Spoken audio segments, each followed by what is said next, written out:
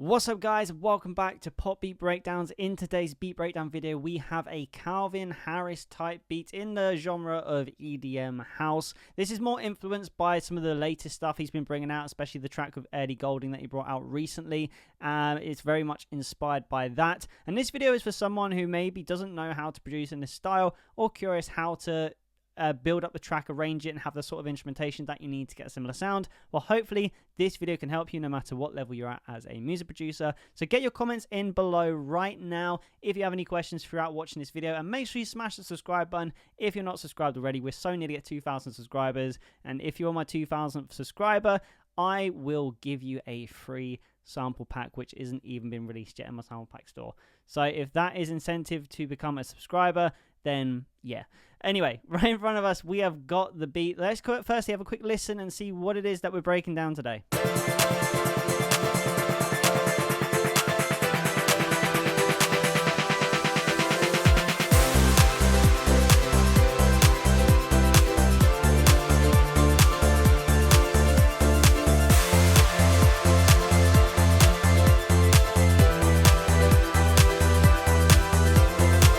Okay, so the first place to start, well, at least I like to start when I do these videos, is the first idea I had, so you can see exactly the order that it's been added in. And today we actually started with these keys. Let's have a listen to them by themselves.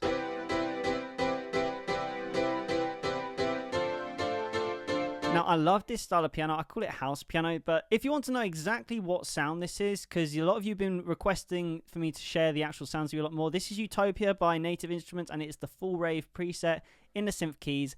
And Utopia, again, I bought it recently. It's more for EDM sort of music, exactly like this, and I have made so many beats using it. So if you are interested in getting some sort of synth, sort of like for EDM, house music, then it's actually really good. So I do actually recommend it. And yeah, so we laid down some chords. These are 7th chords. That's why they sound really cool and jazzy.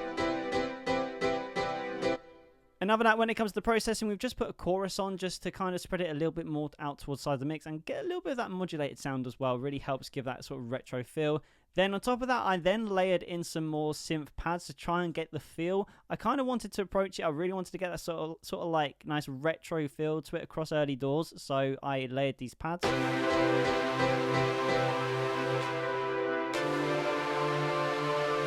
Now the first pad here, we're going to open it up. Now, as again, we used Utopia very religiously on this track. So again, this is a really good, I'm not trying to sell this to you, but this is just what I used. You can find really cool sounds in Logic, but I did buy this for a reason. I'm not against using Logic stock, but Utopia has some great sounds for this style of music. So the first pad again was this one.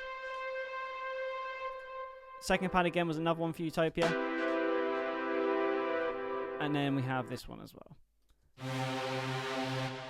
And with all things, I did like to bust it all together, so I've got all my synths bust together. It means you can mix them together, makes it so much easier to mix overall. For some reason I also chucked a snare build in there as well, don't know why, but it was going through the synths. Next I had this ARP synth that I wanted to add, and you guessed it again, we are in Native Instruments Utopia using the Diving Deep, and a lot of the stuff I like to put a chorus effect on again to spread out to the sides, but this ARP, the whole idea behind this is to try and create some movement in what we have so far. So if you listen to what we got so far without it, and then we have the ARP in,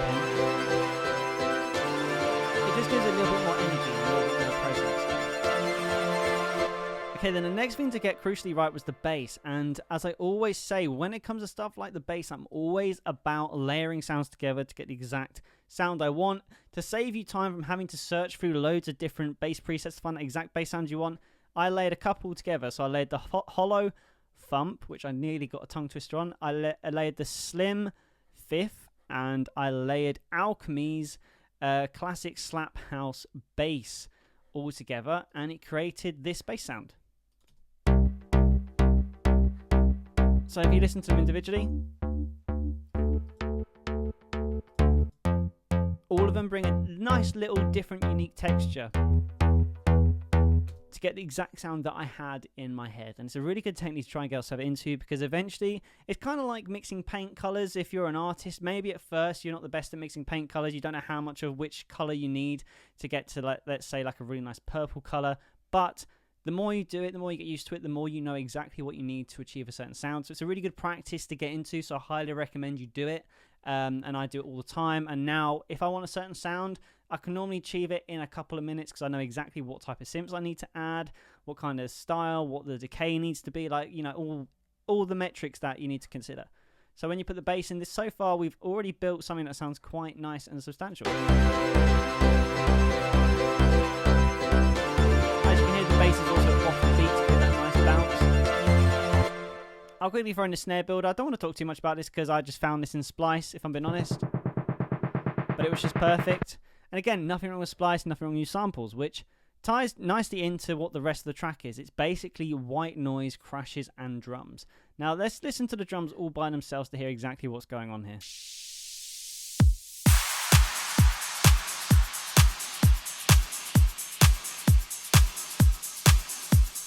Okay, so let's break this down one thing at a time. So firstly, I have this little shaker that I added, laid in with hi-hats, using the Oliver sample pack. His sample pack's great. And now, the thing that's really interesting is the sample delays I use. So what I like to do when I have shakers and hi-hats in the mix, I like to sample delay one of them to the left. So normally I'll sample delay shaker to the left so it comes more perceived out the right ear. And then I'll sample delay the hi-hats to the right so then it's more perceived in the left ear. Now the reason I do this is because it creates a really nice stereo spread between them. So the hi-hats and the shakers are around you. So the bass and the vocal will be right in the middle of the mix, so it cuts through better, giving you a more balanced mix. But also I like to, again, create that stereo spread because it just makes the track so much more full and more interesting as well. And you don't want the hi-hats in the middle because that can really sort of like start to muddy up the mix. Next, we've got a kick which I added, which I found again. I just went into Splice looking for the right type of kick that I wanted, and I settled on this one. And then for the snare, I actually layered a snare and a clap. And then I also found this crash, 2 crashes, which I had. And again, both the crashes I put out to the sides of the mix using chorus. I don't know why. So when it comes to crashes and white noise, I always put out to the sides of the mix. It just really works. Again, it creates that really nice space so the mix doesn't get too muddled up with all the ideas together. And then white noise, very simple. We've got our white noise. So if you want to reverse something, you hit Control, Shift, and R. And as you see, it will reverse the audio, so that's how you can create a reverse. And then you might have heard that little throb that it had. That's because we've got a side chain compressor, which was side chaining from the kick. In this instance, create this really nice throbbing sound. Very simple, but super effective. And when you put it all together, you get the finished track.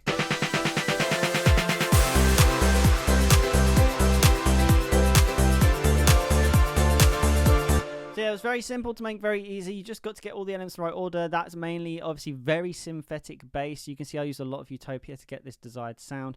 But the retro synth is highly I recommend if you're a Logic user and you want to try and find them sort of sounds. It's very good for that. Also, the ES1 and the ES2, you'll be able to find some sounds as well, which might be very similar as well. But yeah, guys, thank you so much for watching this tutorial. I hope it really helped you in refining your craft as a music producer. But till the next video, guys, keep making music, and I'll see you in the next video.